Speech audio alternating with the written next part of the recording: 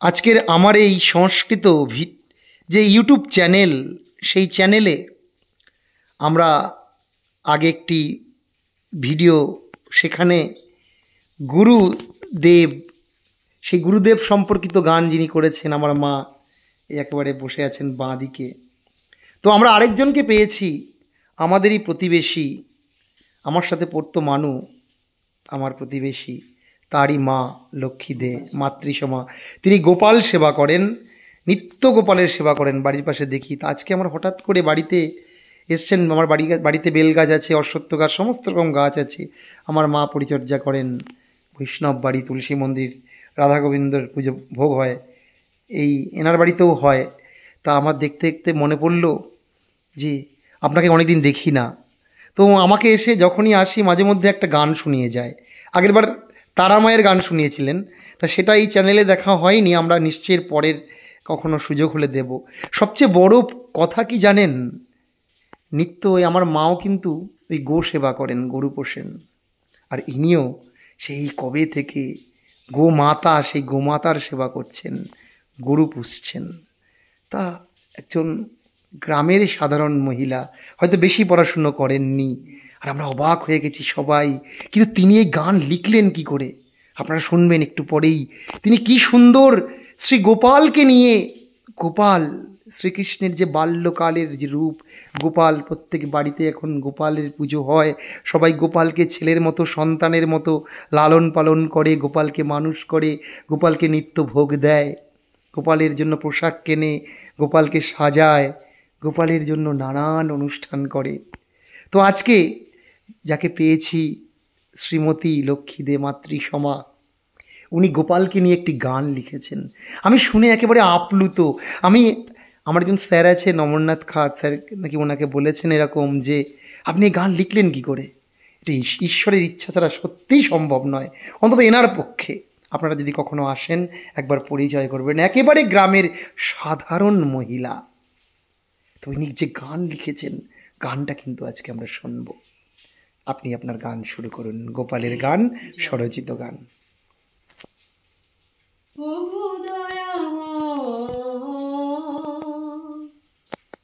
গিরিধারী দয়াময়, গিরিধারী তুমি মোর শক্তি, তুমি মোর মুক্তি, তুমি বিনা কিছু জানি না, দয়াময় গিরিধারী তুমি মোর শক্তি, তুমি মোর মুক্তি, তুমি বিনা কিছু জানি না, দয়াময়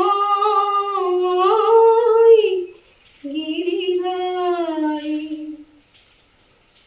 তুমি মোর জীবনেরই সাধনা,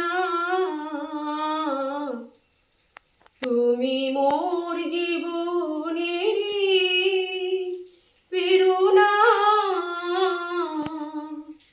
ওগো দয়াময় গিরিধারী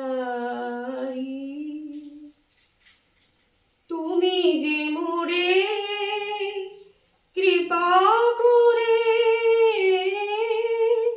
পথ চলা, তাই তো চলি, তুমি যে মোরে কৃপা করে কণ্ঠে কথা বলা, তাই তো বলি, ওগো দয়াময় গিরিধারী তুমি বিনা কিছু জানি না, ওগো দয়াময়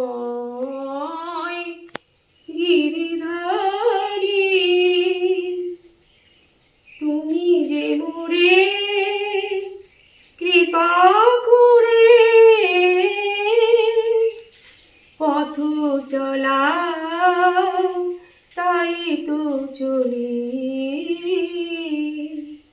তুমি যে মোরে কৃপা করে কণ্ঠে কথা বলা তাই তো বলি ওগো দয়াময় গিরিধারী তুমি যে মোরে কৃপা করে আলোর পথ দেখাও প্রভু মোরে ওগো দয়াময় গিরিধারী তুমি যে মোরে কৃপা করে আলোর পথ দেখাও প্রভু মোরে ওগো দয়াময় গিরিধারী ওগো দয়াময় গিরিধারী। জয় কৃষ্ণ, জয় কৃষ্ণ, হরে কৃষ্ণ। আহা, কি অপূর্ব একেবারে গানের কথায়, গানের যে সুর, সুরের মূর্ছনায় আপ্লুত হয়ে যাচ্ছি। আপনি এই সুরটি নিজেই দিয়েছেন, তাই না? নিজে কি করে হলো? 6 মাস ধরে তুলেছি, নিজে নিজে হয়ে গেল? হ্যাঁ, ওই গোমাতার সেবা করছেন আর গোপাল সেবা দিতে আর গোপাল সেবা করছেন, আর বাড়িতে যখন ওই গোপালের যে একেবারে খেলার সঙ্গী গরু, তার যখন সেবা করেন তখন এই গান করেন না? মানে সর্বসময় করেন বাড়ির কাজ করতে করতে। আর সব সময়, হ্যাঁ, আহা, ওগো দয়াময় গিরিধারী, কি সুন্দর। এবং তিনি আলোকের দিশারি, আমাদের আলোর পথে নিয়ে যান। ঠিক ঠিক, এই আলো হচ্ছে, আহা,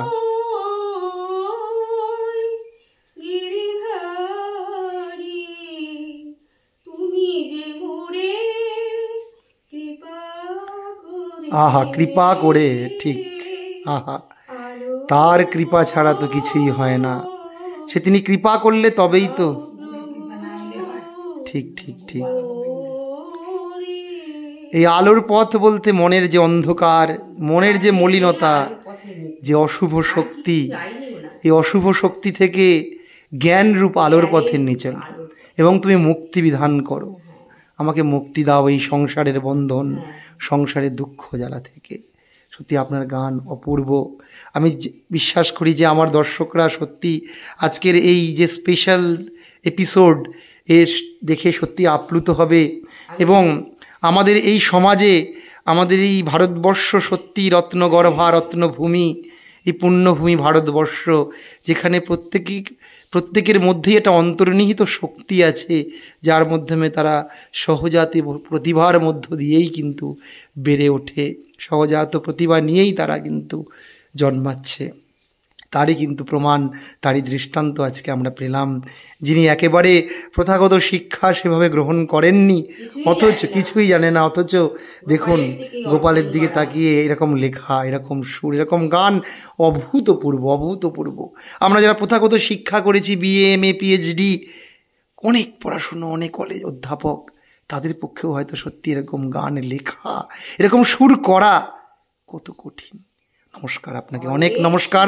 আমার ইউটিউব চ্যানেলে, সংস্কৃত ইউটিউব চ্যানেলে অনেক পণ্ডিত ব্যক্তিরা, অনেক বোদ্ধারা যারা ভালোবাসেন, তারা দেখেন। আপনাকে অনেক অনেক নমস্কার। ভালো থাকুন, সুস্থ থাকুন।